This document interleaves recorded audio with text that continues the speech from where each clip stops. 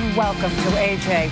All this month, we have something very special for you. Intimate, revealing looks at people in the headlines in our new series, AJ Up Close. Well, the artist formerly known as Prince is one of the most controversial and most mysterious figures in rock. He's even asked to be referred to only as a symbol, but for clarity in this story, we'll call him Prince. Today on AJ Up Close, Jim Paymar peels away some of the mystery. Yeah. Welcome to the Palace of Prince. We'll drain you, drain you, drain you, and drain you.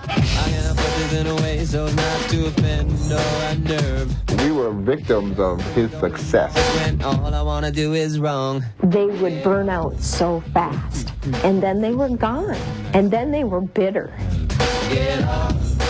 Over the years, many people who've worked with or closely watched the artist always known as Prince say he is often anything but a prince of a man. Prince observer Cheryl Johnson writes for the Minneapolis Star-Tribune. He manipulates the media and the public all the time. A master musician without question, but there are many who say Prince's climb to stardom has come in part at their expense.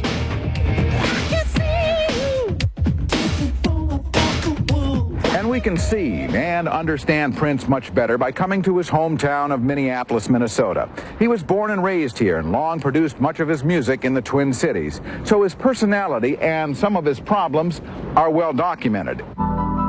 He was born Prince Roger Nelson back in 1958, and it didn't take him long to stand out. The kid some called Skipper had music in his blood, was writing songs when other kids were playing on the merry-go-round.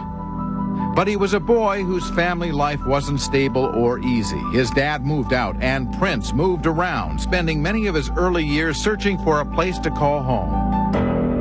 Songwriting became an escape and a passion. In his mid-teens, he was regarded as an undisputed genius. You could feel the commitment and ambition in his eyes.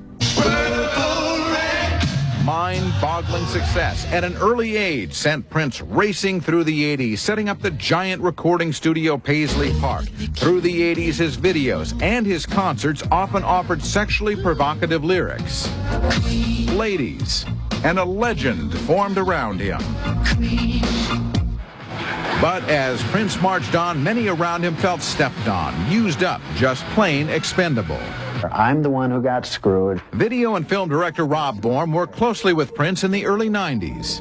Just to give you an idea here, working at Paisley Park is a lot like being a member of a dysfunctional family. If you're with him, great. If you're not, get out of my face, because there's somebody else in line who will come in and fill that spot. But Bourne says his biggest problem was getting paid on time. It was about 10.5 months of really being dead in the water.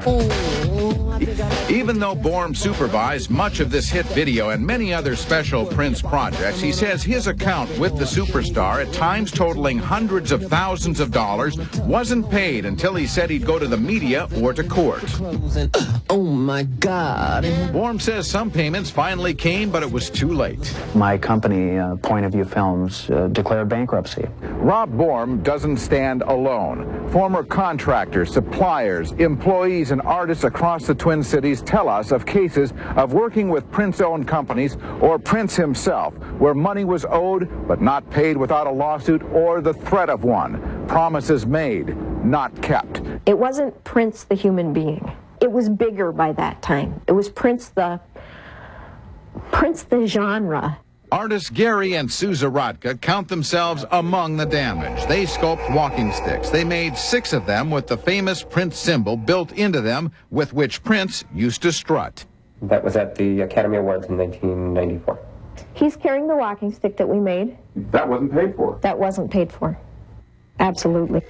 Thousands of dollars from Prince's empire, a small sum, but the couple says they weren't paid until they took Paisley Park and Prince to court.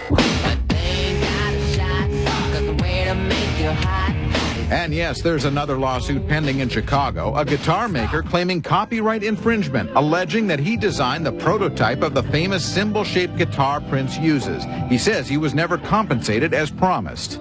Prince strongly denies the claim. One of his attorneys has reportedly called it an extortion attempt. But why does Prince keep getting drawn into complaints about his business judgment and the way he treats some people? Many say so often he just tries to do so much and doesn't care enough about anyone other than himself. I hope and pray that he is able to find some solace and comfort and maybe change his ways a bit.